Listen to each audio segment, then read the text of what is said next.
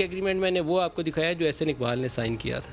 دوسرا ایگریمنٹ جو T L P سے سائن کیا وہ نور الحق قادری اور اجاز سیاہ جو پی ٹی آئی کے پہلے انٹیریئر منسٹر تھے. ایک ہینڈ ریٹن سٹیٹمنٹ ہے وہ انہوں نے سائن کیا جس کے اندر یہ چیزیں طے کی گئیں ساری کہ کیا کیا چیزیں کرنی ہیں اور کیا کیا چیزیں نہیں کرنی. پھر وہ ایگریمنٹ کے اوپر جب عمل درآمد نہیں ہوا تو جو تیسرا ایگریمنٹ تھا ٹی ایل پی کے ساتھ وہ موجودہ وزیر داخلہ شیخ رشید جو آج اس کے اوپر پابندی کا اعلان کر رہے ہیں انہوں نے جا کر سائن کیا اور ساتھ نور الحق قادری دوبارہ پہلے ایگریمنٹ میں بھی تھے دوسرے ایگریمنٹ میں بھی تھے. اب بتائیے کہ اگر شیخ رشید صاحب وزیر داخلہ آپ کو پتہ ہے کہ آپ فرانس کے سفیر کو ایک پروسیس ہے جس کے تحت کوئی ملک چاہے تو کسی سفیر کو کر سکتا ہے, وہ کہیں کہ ہم ناپسندیدہ شخص ہے ہم اس کو پاکستان سے باہر نکال لیں, انڈیا پاکستان کے ساتھ یہ ایشو چل رہا ہے وہ ہم نکال دیتے ہیں ایک دوسرے کے. آپ نے یہ فیصلہ کرنا ہے سرکار نے. آپ نے ٹی ایل پی کے ساتھ ایگریمنٹ کیوں کیا, کس کیپیسٹی میں اس کو دہرایا اس دوسرے ایگریمنٹ کی شکل میں, کیوں انشورنس دی 20 اپریل تک کے ٹائم کے لیے.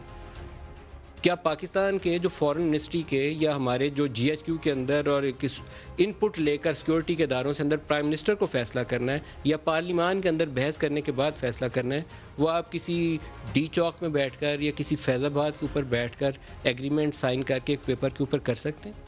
اگر نہیں کر سکتے تو اس کے اوپر باقاعدہ آپ لوگ جواب دیں آپ نے کس کیپیسٹی میں یہ دستخط کر کے یہ ایگریمنٹ کیا. اور دوسرے وہ لوگ جواب دیں جن کی لا انفورسمنٹ کی رسپانسبلٹی ہے. ڈسٹرکٹ لیول سے کچھ لوگ اٹھتے ہیں اور پھر وہ پورے ملک میں تباہی کا سبب بنتے ہیں. پولیس والوں کی جانیں جاتی ہیں, کچھ 100 کے قریب پولیس کے لوگ زخمی پڑے ہوئے ہیں. یہ جو آئی بی کا اور اسپیشل برانچ کا پورا سٹرکچر ہے, یہ ہمارے جو سیکورٹی کے ادارے کام کرتے ہیں یہ کس لیے بنائے جاتے ہیں؟ سینکڑوں ارب روپیہ ان کے اوپر سال کا کس کام کے لیے لگتا ہے؟ اس لیے کہ جب وہ سارا کچھ آ کے پورا ملک ٹیک اوور سمجھتے ہیں اگر کسی چیز کو کہ ٹیک اوور کیسے ہوتا ہے, تو انہوں نے ٹیک اوور کیا ہے 3-4 دنوں میں. اب ہم اس کو واپس لینے کی سچویشن سنبھالنے کی کوشش کر رہے ہیں گزشتہ رات سے.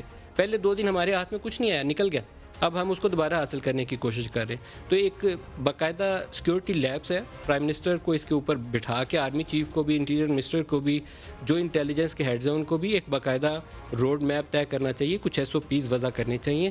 یہ کل کو آپ کے دشمن کو باہر سے بمبار طیارے بھیجنے کی ضرورت نہیں ہے, وہ گھر کے اندر بیٹھے آپ کو ٹیک اوور کروا سکتا ہے. کچھ آنکھیں کھولیں اور اس ملک کے لیے کچھ فیصلے کریں. اور وہ دن جس دن پرائم منسٹر کو اس ایشو پہ بات کرنی چاہیے تھی, کل بھی کرنی چاہیے تھی, پولیس والوں کو جب مارا جا رہا تھا سر پھٹ رہے تھے, اور آج بھی بات کرنی چاہیے تھی. پرائم منسٹر کچھ اور کر رہے تھے. مجھے یہ بات کوئی اچھی نہیں لگی. آپ الیکٹڈ منتخب وزیر اعظم ہیں, you have to take the ownership of the whole process. آپ کی جگہ پہ یہ فیصلہ کوئی دوسرا شخص نہیں کر سکتا. تو پرائم منسٹر ان کا میں بیان آپ کو بعد میں سنواتا ہوں. پہلے جو شیخ رشید نے آج پابندی کا اعلان کیا پہلے وہ سن لیں, دکھائی.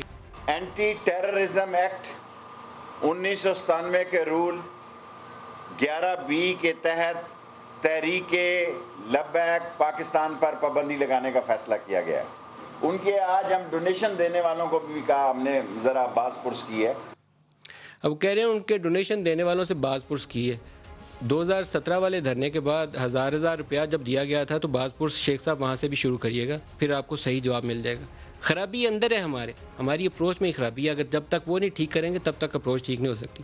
پرائم منسٹر کا آپ کو ایک 97 کا بیان سناتا ہوں, 2017 کا, نومبر 2017 کا, آپ کو پتہ چلے کہ ہم کرتے کیا ہیں اپنے ملک کے ساتھ. دکھائیے گا. جس طرح کا پریشر ہمارے پر پڑنا شروع ہوا جب وہاں فیض آباد میں ایکشن لیا گیا, اور جب لوگوں کا ایک ریئیکشن آیا سارے پاکستان میں, ساری جگہ سے ہماری پارٹی کے کارکنوں سے ہمیں پریشر شروع ہو گیا کہ وہ بھی جانا چاہتے تھے. میں آپ کو یہ بتا رہا ہوں کہ اگر یہ فوج نہ یہ سمجھوتا کرواتی, اس ملک پہ اتنا بڑا انتشار آ رہا تھا, ہم سب کو خوف آیا ہوا تھا. میں نے 2 نفل پڑھے صبح اٹھ کے جب پتا چلا کہ یہ مسئلہ حل ہو.